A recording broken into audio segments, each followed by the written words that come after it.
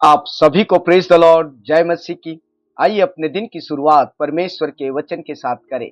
आज का वचन रोमियो 1 और उसका 16 पद। इसमें लिखा है, क्योंकि मैं सुसमाचार से नहीं लजाता, इसलिए कि वह हर एक विश्वास करने वाले के लिए, पहले तो यहूदी फिर यूनानी के लिए, उद्धार के निमित्त परमेश्वर की सामर्थ। प्रियो, संत पौलुस ने यह पत्र रोम के विश्वासियों को लगभग ईसा पश्चात 56 में लिखा, जब वह समय कुरिन्थ में था। उन दिनों में रोम विश्व का सबसे प्रमुख शहर और रोमन साम्राज्य की राजधानी थी। रोमी लोगों ने विश्व के कई देशों पर विजय प्राप्त कर उन्हें अपने अधीन कर लिया था। अतः अन्य लोगों से उनका जीवन स्तर ऊंचा था और वे अपनी संपन्नता, सैन्य बल और ताकत पर बहुत घमंड करते थे।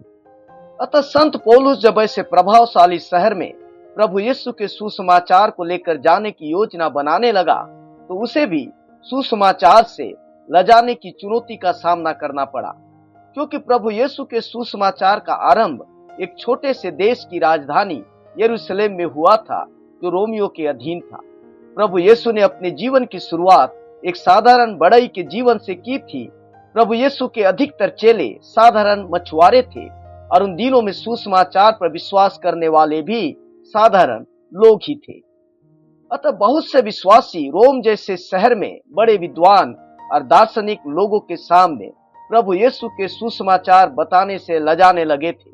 परंतु संत पौलुस कहता है, वह सुसमाचार से नहीं लजाता, क्योंकि जो सुसमाचार पौलुस रोम में बताना चाहता था, वह किसी मनुष्य का नहीं परंतु परमेश्वर का सुसमाचार था।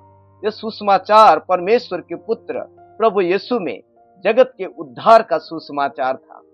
प्रियो, उद्धार की आवश्यकता हर एक मनुष्य को है, क्योंकि हर मनुष्य पापी है, चाहे वे रोमी हो या यहूदी या यूनानी, उच्च हो या निम्न, चाहे वे धनी हो या गरीब।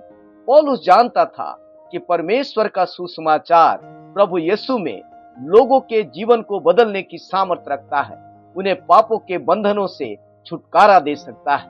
प्रियो, हम प्रभु यीशु के सुसमाचार से लजाए नहीं, क्योंकि हम किसी मनुष्य का नहीं परंतु स्वयं परमेश्वर के उद्धार का सुसमाचार सुनाते हैं। हम दंड का नहीं परंतु छुटकारे का सुसमाचार सुनाते हैं, मृत्यु का नहीं परंतु जीवन का सुसमाचार सुनाते हैं। आपका दिन अच्छा हो, प्रभु आपको आशीष दे।